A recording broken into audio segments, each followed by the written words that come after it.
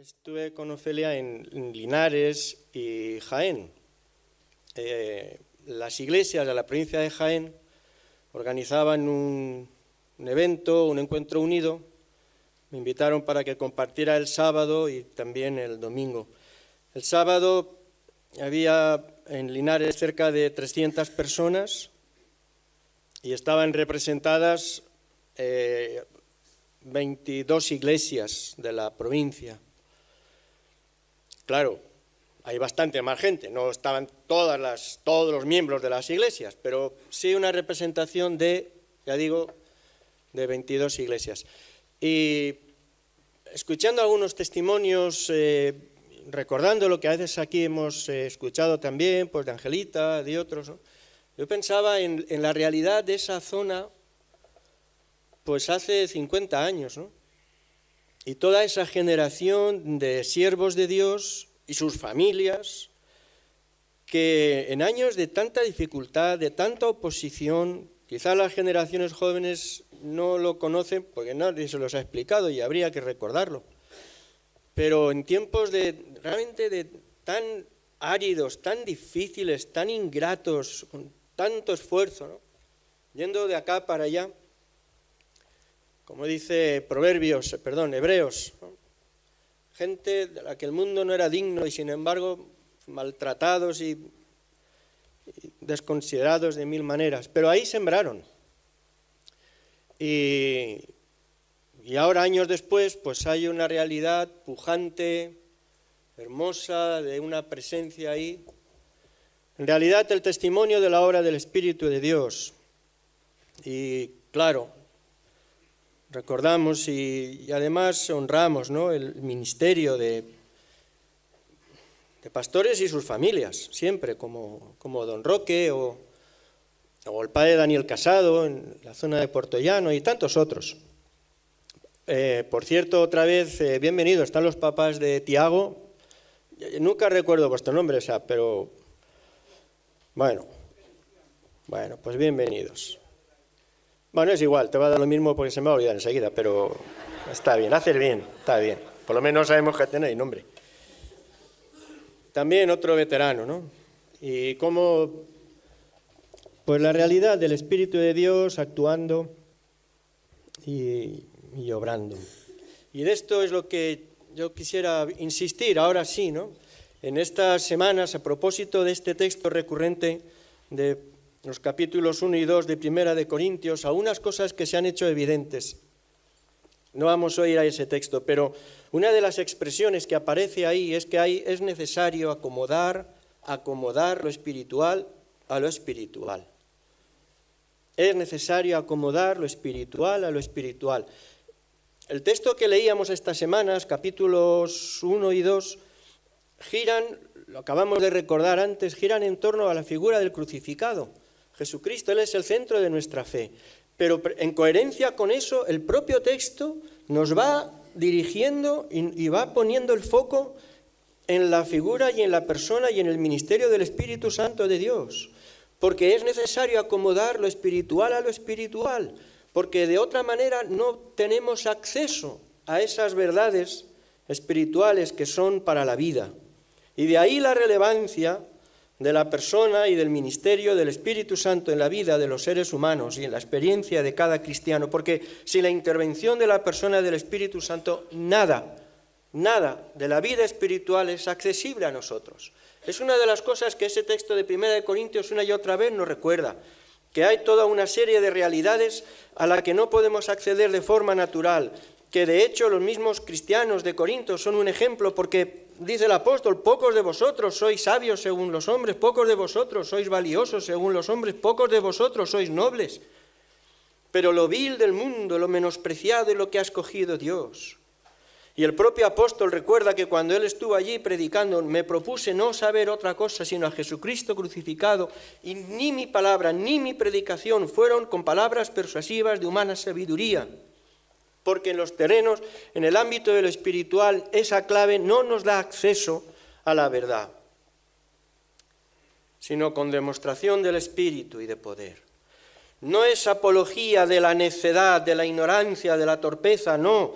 hay sabiduría, pero es una sabiduría especial, una sabiduría particular, sabiduría, capítulo 2, versículo 6, no de este siglo, sabiduría de Dios en misterio, la sabiduría oculta que Dios predestinó y que ahora en Cristo nos ha dado a conocer, versículo 10, por el Espíritu, porque el Espíritu todo lo escudriña, aún lo profundo de Dios, y nadie conoció las cosas de Dios sino el Espíritu de Dios. Así que ni se trata de hacer defensa de la ignorancia, ni tampoco de una especie de cosa sofisticada, extraña, que no se sabe lo que es. Todo es más sencillo, pero es espiritual. Es la acción de la tercera persona de la Trinidad, es la acción de la persona del Espíritu Santo interviniendo en las vidas de los seres humanos. Y si no es así, no hay nada.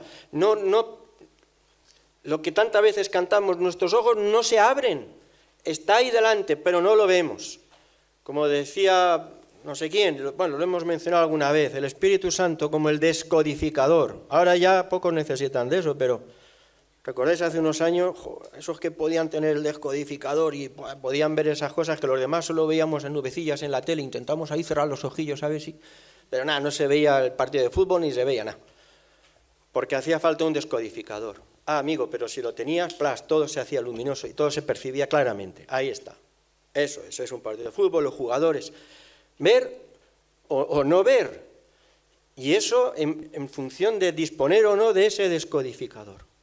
El Espíritu Santo, la persona del Espíritu Santo de Dios es quien nos permite reconocer, abrir los ojos a la realidad espiritual que significa el Evangelio. Plinio el joven, un historiador romano, recibió el encargo, esto es histórico, recibió el encargo de investigar acerca de los cristianos. ¿Qué era eso de los cristianos? Un grupo que estaba creciendo en el imperio y le pidieron que investigara e hizo un informe. Y cuando escribió la carta de resumen al emperador le dijo que lo que había estudiado, entonces la conclusión que tiene es que los cristianos eran una gente que cantaban himnos a uno que se llamaba Jesús y que pagaban los impuestos. Eso había descubierto. Que no es poco. No, pero no es eso. Falta la intervención de la persona del Espíritu Santo. ¿A qué hora empezamos? Bueno. Hay una expresión para algunos de cierta generación que es especialmente llamativa y es esa imagen que usa el Señor Jesús del vino nuevo. Nadie echa vino nuevo en odres viejos. De otra manera, el vino nuevo rompe los odres y el vino se derrama y los odres se pierden. El vino nuevo en odres nuevos se ha de echar. En los años 70, hasta la pequeña iglesita en la que yo era miembro, llegaban los ecos del movimiento carismático, de esa primera irrupción, de ese tiempo, como todos los tiempos de Dios, mezclados con los tiempos humanos, ¿no? Con cosas maravillosas y con torpezas humanas, pero realmente un tiempo valioso. Y esta imagen del vino nuevo se solía utilizar, yo recuerdo haberlo oído tantas veces en predicaciones y cosas así. La verdad, la exégesis no es muy correcta, porque la idea del vino nuevo lo que tiene que ver es no con el Espíritu Santo, sino con la realidad del Evangelio, el Evangelio. Y hablaba Jesús con los fariseos, el Evangelio, la palabra, la buena nueva que él encarnaba no era una reforma del judaísmo, no era otra religión, era otra cosa, era una cosa nueva. Un vino nuevo, que además necesitaba odres, vasijas donde fermentar nuevas, porque lo viejo, esto nuevo era tan poderoso que si lo querían guardar en esos contenedores viejos, eso se rompía. El vino nuevo del Evangelio, la buena nueva del amor de Dios, de la gracia de Dios, de la reconciliación con Dios por medio de la fe en Jesucristo, eso es un vino diferente, nuevo, y requiere recipientes nuevos. Esa es la idea, pero bueno, en aquellos años también, de muchas maneras, recordaba esta otra idea, ¿no? De la irrupción del Espíritu Santo en la vida de las personas. Y en ese sentido es cierto, y yo quiero recordaros cómo en algún sentido, no de una forma exhaustiva, pero hasta qué punto la realidad de esta persona del Espíritu Santo es vital en la experiencia de cada uno de nosotros si hemos de dar un mínimo paso adelante. Y esto nada tiene que ver con denominaciones, con exclusividades, ni con nada parecido, tiene que ver con la intención de Dios que se nos da a conocer a través de la persona del Espíritu, para hacer una obra que solo el Espíritu puede hacer. Solo, fijaos qué sencillo parece, pero solo el Espíritu de Dios nos permite reconocer a Jesucristo como su Hijo. Y nosotros decimos, pues claro no, al revés, muy oscuro. Lo habréis escuchado muchas veces, tantas personas que admiran la figura de Jesús, que le reconocen como un maestro, que entienden todas las aportaciones de su mensaje, el propio ejemplo de su vida, y con todo eso están de acuerdo y simpatizan y lo reconocen y lo aprecian y lo admiran. Ay, pero ya eso del Hijo de Dios, eso no lo veo. Efectivamente, no lo veo. Porque esa es la obra necesaria del Espíritu Santo de Dios. En el Evangelio de Juan, el capítulo... Bueno, no he hecho las copias, os las dejaré en otro momento por si queréis buscar los textos y no andar ahora como locos, porque vamos a ir mirando algunos, pero esta es la promesa del Señor. Cuando venga el Espíritu de verdad, dice Jesús acerca del Espíritu Santo, Espíritu de verdad, esa es una de sus cualidades, de sus funciones. Cuando venga el Espíritu de verdad, Él os guiará a toda la verdad. Y Él os hará saber todas las cosas. Tomará de lo mío y os lo hará saber. La fascinación por la figura del Hijo de Dios no la produce la reflexión, la meditación o el aprender versículos de memoria. La fascinación, el reconocimiento asombrado y cada vez más potente de Jesucristo, el Hijo de Dios, el Cordero de Dios, derramada su sangre en favor. Eso lo vemos si el Espíritu Santo de Dios abre nuestros ojos y profundizamos en esa verdad, maravillados más y más ante esa verdad, si el Espíritu de Dios lo hace. No hay otra manera, no será otro libro que leas, ni una predicación más, es la obra de Dios, el descodificador de Dios, el que abre los ojos. Y una de las cosas más conmovedoras y a la vez que nos permite recordar que todo esto tampoco tiene un sentido así. Siempre oímos de esto y nos parece que esto va acompañado de nubes extrañas y de atmósferas raras y música chill out y cosas. Que esto son bobadas. Es mucho más sencillo. El apóstol llega a decir, el apóstol Pablo dice que nadie puede llamar a Jesús Señor si no es por el Espíritu Santo. 1 Corintios 12. Nadie puede llamar a Jesús Señor si no es por el Espíritu Santo. ¿Tú crees que Jesucristo es el Hijo de Dios? Pues eso es porque el Espíritu Santo te lo ha mostrado. Y ya, pues yo nunca he sentido nada, a mí no me ha pasado, nunca me he recorrido un no sé qué. Sí, una vez tuve una gripe y entonces eso me venía como un frío por la espalda, pero claro, no. Bueno, da igual. ¿Tú crees que Jesucristo es el Hijo de Dios? Pues eso te lo ha enseñado el Espíritu Santo. Si no fuera Él, tu condición sería como la de tantos otros, que no lo verías. ¿Tú lo ves? Claro, con todas las luchas y las dudas, claro, sí, pero tú eso lo ves. El Espíritu Santo de Dios está en ti.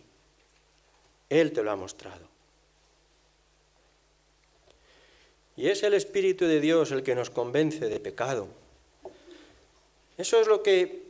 Y el reconocimiento de pecado es lo que nos lleva a la cruz y a la salvación. Y eso es lo que convierte la evangelización, el compartir la fe, en algo que es a la vez tremendamente difícil y a la vez tremendamente sencillo. Porque es verdad que nos lo dicen siempre, pero nos cuesta. Nosotros no convencemos. Es el Espíritu de Dios. Por eso a veces determinadas formas de apologética me parecen que dejan eso, la cabeza caliente, los pies fríos, ¿no? O sea, bueno, un argumento más, un matiz, ahora te convenzo. Esto no va así. Es algo que hace Dios. Y lo hace, con lo cual es sencillo. La expresión una y otra vez. Cuando Él venga, dice Jesús, el Espíritu Santo, Él convencerá al mundo de pecado. Él lo hace. Un día, el hijo pródigo, que hacía tiempo que pasaba hambre, no es que de repente se quedó un día sin desayunar y todo vio la luz, no, ya venía arrastrando un tiempo difícil. Venía pasando hambre, estaba desesperado, estaba perdido, pero un día, lo vio, ¿no? Eso que a veces decimos, pues hoy lo he visto, hoy me he dado cuenta, hoy ha caído, es verdad. Y se vio sucio, y se vio hecho una pena. Y eso le llevó hacia el Padre, con temor, consciente del abismo que les separaba, pero eso es lo que le movió. Y ese abrir los ojos a nuestra realidad espiritual, eso que dice el apóstol Pablo de sabernos muertos en nuestros delitos y pecados, es decir, Dios mío, pero qué horror soy yo, pero Dios mío, qué desolación. Eso es la obra del Espíritu Santo. Si no lo hace Él, no lo va a hacer nadie, porque además esto es distinto de la autocompasión y del sentimiento patológico de inferioridad no, esto es otra cosa. Es el reconocimiento de mi verdad delante de Dios, sin que nadie me lo diga. Además, si no es así, al revés, cada vez que alguien te dice, pues es pecador, algo ahí ¿pero cómo? ¿No? Lo hace el Espíritu Santo. Y ese es el impulso que nos lleva a los pies de la cruz para recibir perdón, para recibir reconciliación y asombradísimos, darnos cuenta que el Padre, en lugar de reproches, penas, castigos y penitencias, monta una fiesta. Es increíble. Monta una fiesta. El Espíritu de Dios nos muestra a Jesús como el Hijo de Dios. Y nos muestra nuestra condición de pecado que nos lleva a la salvación. Y además nos recrea. Nos regenera, ¿no? El concepto más clásico. Recibir el perdón de Dios no es simplemente un cambio de mentalidad, de criterio, o tener otras ideas, es un cambio de naturaleza. Decíamos hace unas semanas en el tiempo de oración, los miércoles, hablando un poco de esto, ¿no? Sí, hablamos de nacer de nuevo, que por cierto, si no estoy confundido, aparece una sola vez en el Nuevo Testamento, o sea que tampoco es una expresión tan abundante. La que sí se repite más veces es nacer del Espíritu. Nacer del Espíritu. Eso que dice tanto Pedro en la primera epístola como Juan en la primera epístola también, la semilla de Dios que está en vosotros. Esa imagen que suelo repetir porque me parece muy gráfica, ¿no? Simbólica, claro, pero la semilla de Dios ahí dentro. Eso es nacer del Espíritu.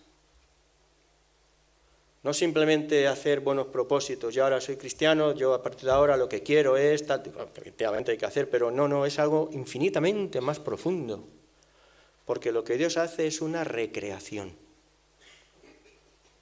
que comienza por el Espíritu y que ha de seguir por el Espíritu y desarrollarse por el Espíritu. Y tiene, fijaos, Nicodemo, ¿no? En Juan 3, cuando se habla de esto, claro, Nicodemo probablemente no sabía inglés, lo cual me identifica bastante con él, pero a veces en la traducción, en el castellano, no se percibe esta cuestión que, sin embargo, es fundamental, porque casi todo lo que tiene que ver con la acción del Espíritu Santo y con nosotros, en lo que a nosotros toca, va siempre en voz pasiva. Es decir, no se trata de nacer de nuevo, ¿no? En inglés, be born, ser nacido. No es algo que yo hago. Claro, Nicodemo, que en inglés iba flojo, decía, nacer de nuevo, esto es muy complicado, ¿cómo me hago yo esto? Claro, es que no eres tú. y en otros idiomas, y seguramente en otras traducciones, en otras versiones, se pueda percibir mejor, es ser nacido. Ser nacido. Porque no es un autonacimiento, es algo que hace el Espíritu Santo, que pone una semilla, efectivamente, la más pequeña de todas, como una de mostaza, imperceptible. Uno normalmente no siente nada, no experimenta nada, no pasa nada. Pero ahí está. Es lo que Dios dice. Ahí está. Uno se acerca a Dios con sencillez y toma una decisión de fe con sencillez y le enseñan con sencillez y se bautiza con sencillez y bueno, no hay nada así espectacular. Pero lo que Dios dice es que ha plantado una semilla suya en nosotros para recrearnos. Y lo ha hecho Él. Y transformarnos. Es interesante. Qué curioso, bueno, curioso, qué bonito, ¿no? Porque hablamos del Espíritu Santo como una semilla, pero en el Antiguo Testamento normalmente se habla del Espíritu Santo como lluvia. Las lluvias tempranas y tardías, que riegan la tierra, que en Israel es, ya sabéis, una tierra seca, de poco valor, pero la riegan y hace que dé fruto. Qué interesante, ¿no? Porque, y es así, el mismo Espíritu que planta ahí esa semilla en nosotros es el que, simbólicamente, como la lluvia, hace que esa tierra germine, que la semilla germine, que la tierra sea provechosa y que eso que empezó siendo nada pueda ser cada vez más evidente y tenga mayor tamaño. Hay una imagen también, ya sabéis, y cada año más. Yo a mí que me lo cuenten con imágenes, que yo lo de las letras se me hace muy complicado. Pero con una imagen lo expresa el apóstol Pablo a los Gálatas. Hijos míos, por quienes vuelvo a sufrir dolores de parto hasta que Cristo sea formado en vosotros. Es decir, figuradamente, ¿no? A veces lo habéis oído, como si el semblante de cada uno de nosotros, que nos define con toda claridad y que nos distingue de los demás, ese semblante se fuera desconfigurando y en lugar de este aspecto tan Emmanuel claramente, muy poco a poco, en mi caso, casi imperceptible, pero se va configurando otro rostro. Y si fuera el caso, la gente diría, mira, se empieza a parecer a Jesús. Vale, ya es un poquito fantasioso, pero es absolutamente real en el sentido del vivir. Vamos siendo conformados en el carácter de Jesús. Esa es la obra del Espíritu, que nos capacita también para servirle, ¿no? 1 Corintios 12, los dones del Espíritu, sin los cuales cualquier esfuerzo es estéril, al menos en términos del reino de Dios. Solo lo que Dios hace permanece, dice Eclesiastés. Solo lo que Dios hace permanece.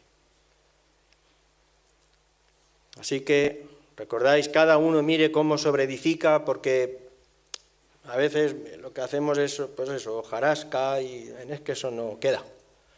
Lo que queda es lo que Dios hace.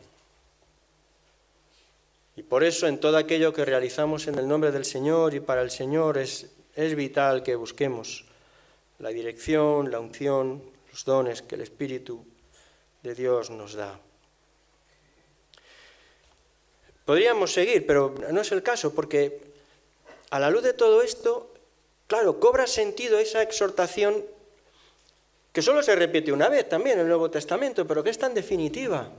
Sed llenos del Espíritu Santo. Si todo esto es así, entonces, sed llenos del Espíritu Santo. Que todos estos elementos, los dones para servir, la transformación del carácter, el crecimiento de la nueva vida, el conocimiento más cercano de Jesús, como todo eso depende de la acción de la persona del Espíritu Santo, pues llenaos del Espíritu Santo.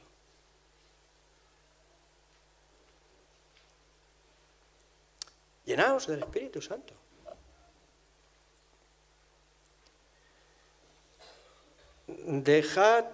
Dejaos estar bajo la influencia del Espíritu Santo. Eso viene a decir, ¿no? No os embriaguéis con vino, y se percibe claramente a alguien que se le ha ido un poquito la mano, porque es evidente, decimos, que está bajo la influencia del alcohol. Eso dicen los jueces, ¿no? Cuando hay un problema, no sé qué tal, esta persona hizo esto, estaba bajo la influencia del alcohol. Bueno, es difícil hacer una identificación porque, bueno. Pero bueno, de alguna forma nos sirve, ¿no? Estar bajo la influencia del Espíritu Santo de Dios. En lo que sentimos, en lo que pensamos, en lo que decimos, en lo que hacemos, nuestra perspectiva de las cosas, el desarrollo del carácter, las prioridades, los anhelos, bajo la influencia del Espíritu Santo. Yo hay muchas cosas que no sé, y algunas que creía saber, me parece que tampoco las sé como tenía que saberlas. Pero esto sí que lo sé. Claro, yo no hablo como el que ha hecho todo el recorrido y da lecciones a los que vienen detrás, pero esta es la dirección. Esta es la dirección. Y de nuevo, alguna vez lo hemos comentado ya, la forma del verbo, de esta expresión del sed llenos del Espíritu, también es muy sugerente. Uno, porque está en modo imperativo, ¿no? Que seáis llenos. Que no es algo que tenemos que pelear con Dios o convencer, pues si es que Él nos quiere, que es lo que Él quiere. Que vivamos bajo la influencia de Dios en la persona del Espíritu. Y está en plural, dicen los estudiosos. Es decir, esto no es para unos pocos, esto es para todos. Todos, sed llenos del Espíritu, todos. No los que tienen cargos, los que no, esto es para todos. Y de nuevo, probablemente lo más llamativo, y que en castellano no se percibe bien, pero el texto, la forma del griego original, está en voz pasiva. Es decir, no, sed llenos. Bueno, a ver, ¿y dónde voy para llenarme? ¿Y qué tengo que hacer? ¿Pero esto cómo se maneja? Pero a mí, no, es que no está bien expresado. Dejaos llenar. Dejaos llenar, pues si lo hace Dios. Dejaos llenar. Esa sería la traducción ahí literal. No es un empeño humano, es un regalo de Dios, del Espíritu. Es un regalo de Dios.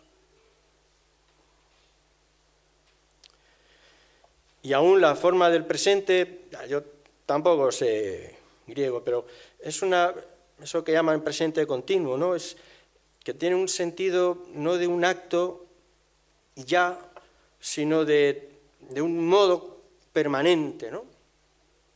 De manera que no es tampoco la idea de ves a no sé dónde y llénate y a correr, sino como una necesidad y a la vez una experiencia recurrente de llenarnos continuamente, de buscar de forma permanente estar bajo la influencia del Espíritu Santo en nuestras vidas.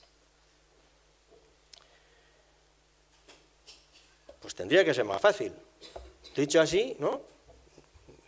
Pues no sé, qué fácil. A ver, ¿dónde está el problema? Bueno, solemos ser nosotros, pero tampoco esa es una excusa fácil, ¿no? Realmente lo único que se requiere, y eso sí que es verdad que es costoso, y por eso hasta en eso necesitamos la intervención de Dios mismo, como Espíritu Santo, trabajando en nuestras vidas, porque eso requiere una actitud de descentramiento, es decir, de salirnos del centro.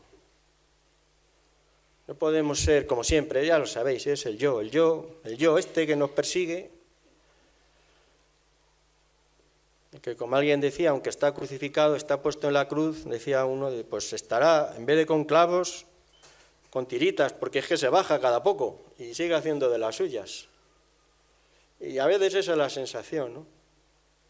Pero somos cómplices de eso. Es que salir del foco nos cuesta, claro. Pero esa es la cosa, ¿no? Apartarnos a un lado y dar el protagonismo a Dios y abandonarnos confiadamente en Él. No en una decisión que uno toma, y la toma en serio, pero que queda ahí, sino en un aprendizaje permanente. En realidad ni siquiera es aprender, sería más bien ser enseñados, ¿no? Porque siempre tiene ese sentido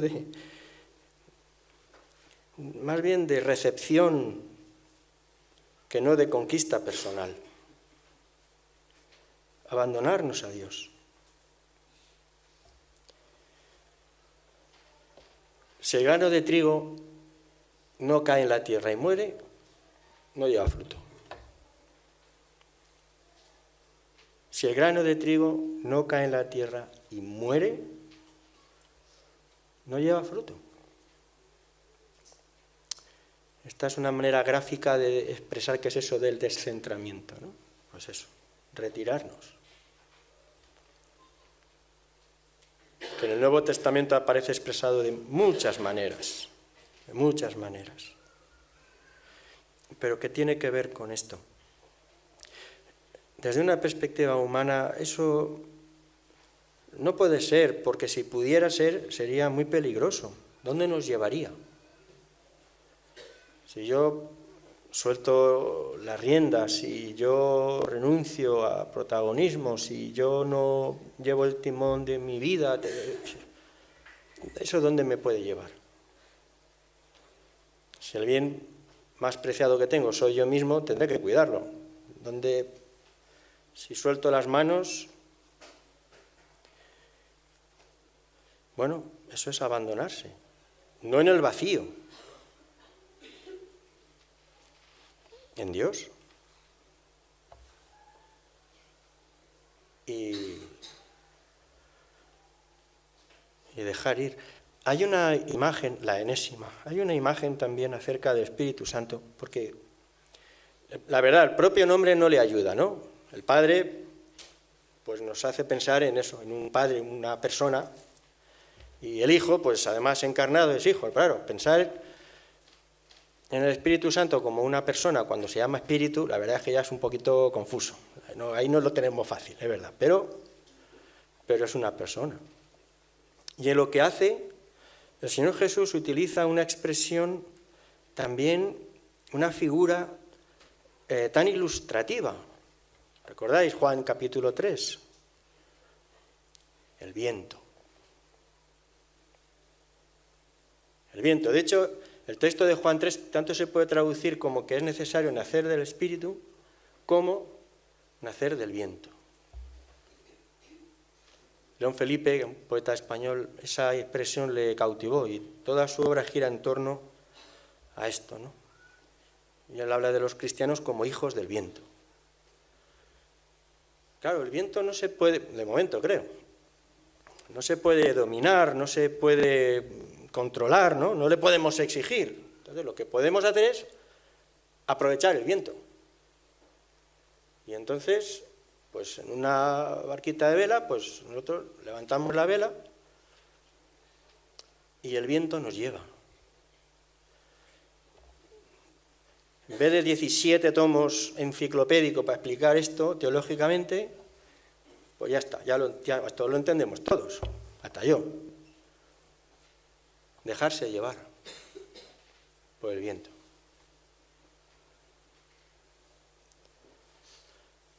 Para algunos es complicado porque, claro, esto, fijaos, en algún contexto a esto lo llamaríamos navegar a la deriva. Claro. Y si embarrancamos, o sea, yo suelto el timón, pongo la vela a lo que salga. Bueno, esta expresión, esto que acabo de decir, se parece mucho a una definición de la fe, ¿no? Bueno, es eso. Hay una necesidad en nosotros de manejar las cosas de una forma un poco más ordenada. Porque decimos, Dios es un Dios de orden. Pues no se me ha olvidado. Probablemente porque lo dijo una chica muy mona en aquella época y entonces todo el mundo andaba así un poquito detrás, pero en un debate sobre estos, los años carismáticos del 70, decía alguien, porque es que Dios es un Dios de orden. Y esta niña, que además de monísima era muy lista, dijo, sí, de orden, pero el orden de Dios. o el tuyo. Ovación, todas ahí, ¿no? Es verdad, nosotros necesitamos un cierto orden. Y nos movemos siempre buscando el equilibrio entre los dos polos, pero es el viento. Nos lleva el viento, el Espíritu de Dios.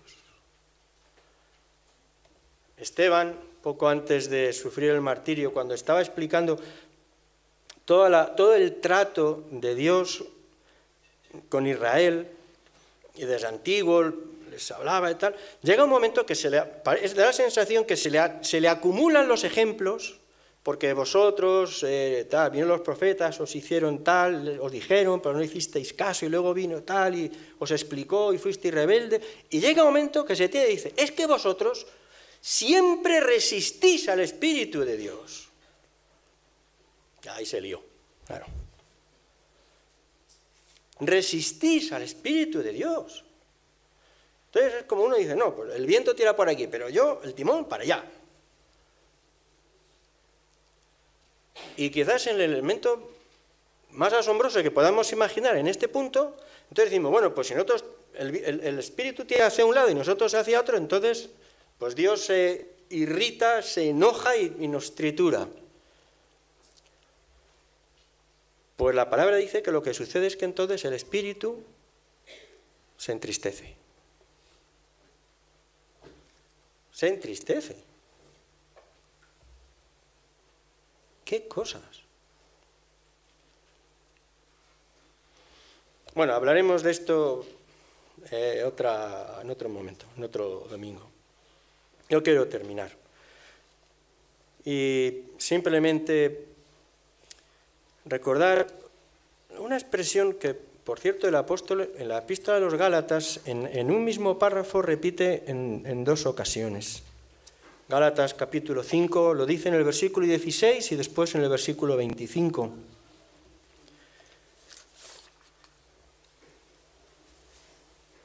Andad en el Espíritu. Si vivimos por el Espíritu, andemos también por el Espíritu. Y vivimos por el Espíritu. Él es el que abrió nuestros ojos para reconocer a Jesucristo como Salvador. Él es el que puso un elemento ahí nuevo en nuestra vida para recrear y transformar. Así que vivimos en el Espíritu. El apóstol dice, pues si vivís por el Espíritu, andad también por el Espíritu. Andad en el Espíritu. Dejaos llenar del Espíritu. Para lo que no tenemos que hacer nada especial ni sofisticado, sino presentarnos delante de Dios a diario, como una vasija, dice el apóstol Pablo, en la que Dios nos llena con su presencia y vivimos bajo su influencia. Que el pecado es verdad, te estropea, pero que podemos restaurar una y otra vez. Pedimos al Señor que el Espíritu Santo de Dios nos llene. Y lo pedimos al tiempo que también pedimos perdón de nuestros pecados, de nuestro empeño por ser timoneles de nuestra vida. Lo pedimos al tiempo que damos gracias, porque es una promesa de Dios.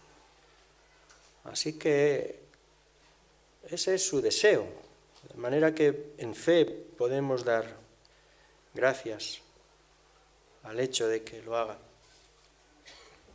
Hay una oración muy antigua, entre el siglo XI y XII,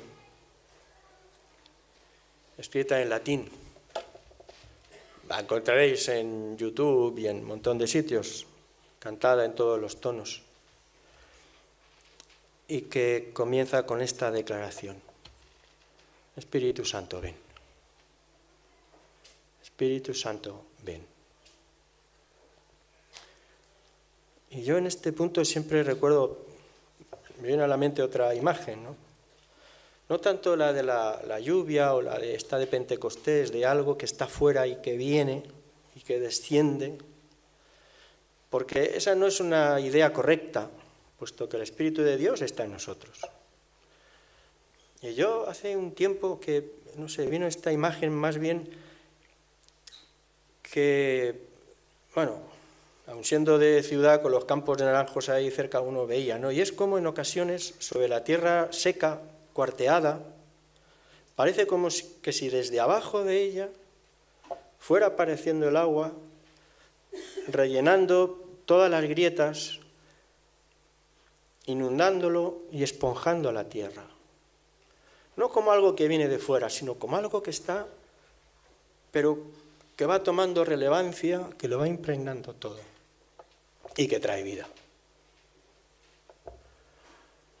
Pues esto pedimos, ¿no? Y esto celebramos y esto renovamos a diario.